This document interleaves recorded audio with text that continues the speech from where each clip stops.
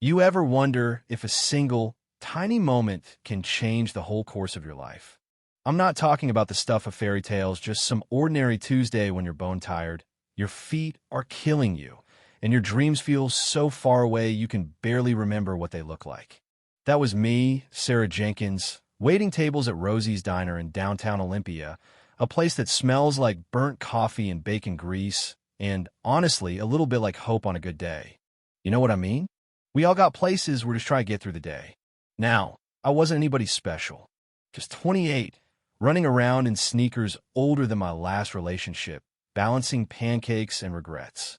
I'd always wanted more art school, a canvas big enough for my dreams, maybe a life that wasn't always about scraping by. But when you've got rent due, your mom's hospital bills stacking up, and a boss who acts like a grumpy warden, you learn real fast to put those dreams on ice. That morning was like any other. Brenda, the head waitress, was hollering. Customers were complaining about their toast being too crispy or not crispy enough, and I was just trying not to lose it. Then this old guy walks in. And listen, Olympia isn't short on folks down on their luck, but something about him, the tangled gray hair, shoes barely holding together, this look in his eyes like he'd seen the end of the world, stopped me cold. He didn't belong, and everyone knew it.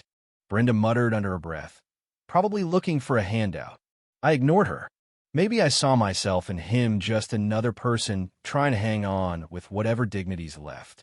He asked for coffee, voice like gravel and rain. I brought it to him, house blend, nothing fancy, and tried to shield him from all the stares. You'd think I handed him a treasure from the way he held that mug, like warmth itself was a miracle. He just sat there, quiet, sipping his coffee slow, not bothering anybody. But as soon as Brenda noticed he wasn't paying, she was on him loud enough for the whole place to hear. No money, no coffee.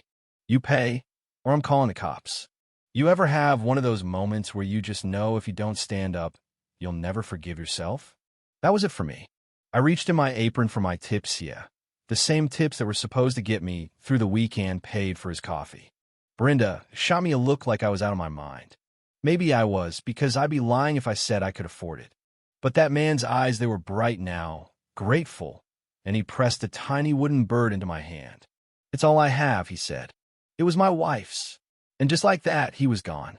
Thing is, when you're living paycheck to paycheck, that kind of generosity isn't just a gesture, it's a sacrifice. I finished my shift, barely had enough left for a bus ride home, ate crackers for dinner, and wondered if maybe I was just fooling myself thinking kindness still mattered in this world. The next morning, everything changed. Picture this. I'm at the diner before dawn, hair in a ponytail, barely awake, and suddenly there's a Bentley, a real-life, gleaming Bentley parked out front. People gawked. Brenda nearly had a stroke, and this chauffeur, straight out of some British movie, steps out holding a cream-colored envelope with my name on it in fancy script. I'm thinking, there's got to be some mistake. But nope, it's for me. Inside is an invitation from Alistair Cromwell, the billionaire nobody ever sees, the guy people whisper about but never meet. He says my small act of kindness hadn't gone unnoticed, and he wants to thank me in person.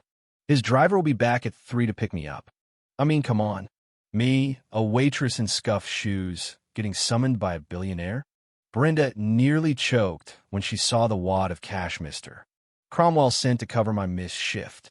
For once, she didn't have a snarky comeback, just stared at me like I'd sprouted wings. Fast forward a few hours, me hands are shaking. I change clothes 3 times, finally settle on the cleanest thing I own, and at 3 o'clock sharp, the Bentley pulls up. That ride felt like floating in a dream.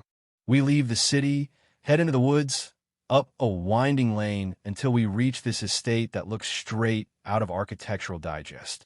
I can barely breathe as I follow the chauffeur through marble hallways to a vast study filled with books and sunlight.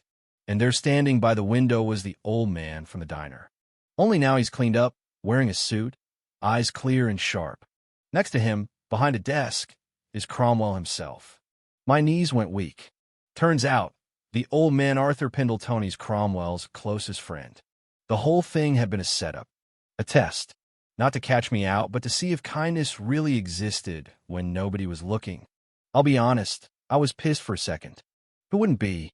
But then Cromwell, this titan of industry with more money than God, says he's been searching for someone to lead his new charitable foundation, a real one, not a PR stunt.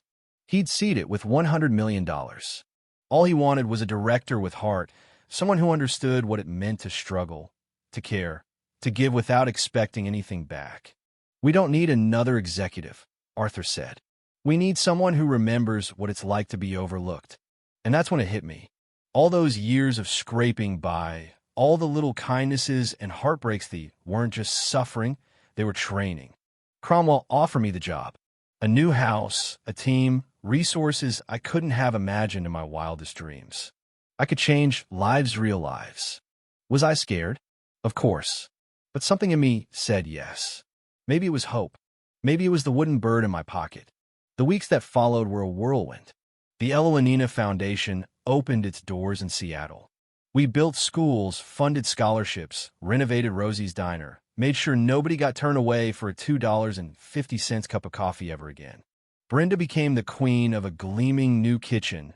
Frank got the medical help his daughter needed, and Rosie's, that tired old diner, became a place where hope felt possible again. You'd think power or money would change a person. Maybe it does for some. But for me, I just try to hold on to the girl who took a risk on a stranger, because that's what the world really needs, right? People who remember. People who care. Arthur became my mentor, Cromwell my biggest champion, and every night in my beautiful guest house, I'd look at that little wooden bird and remember. Sometimes the universe throws you a lifeline when you least expect it, but you got to be brave enough to grab on. So here's my question for you if it was you. Would you have done the same? Or do you think I was a sucker, risking everything for a stranger who might have been hustling me? Is kindness still worth it, even when you can't see the reward? I want to know what you think.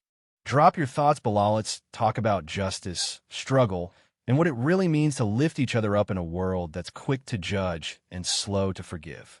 If this story meant something to you, hit that like button, share it with someone who needs a little hope, and don't forget to subscribe for more real-life stories that remind us kindness still matters.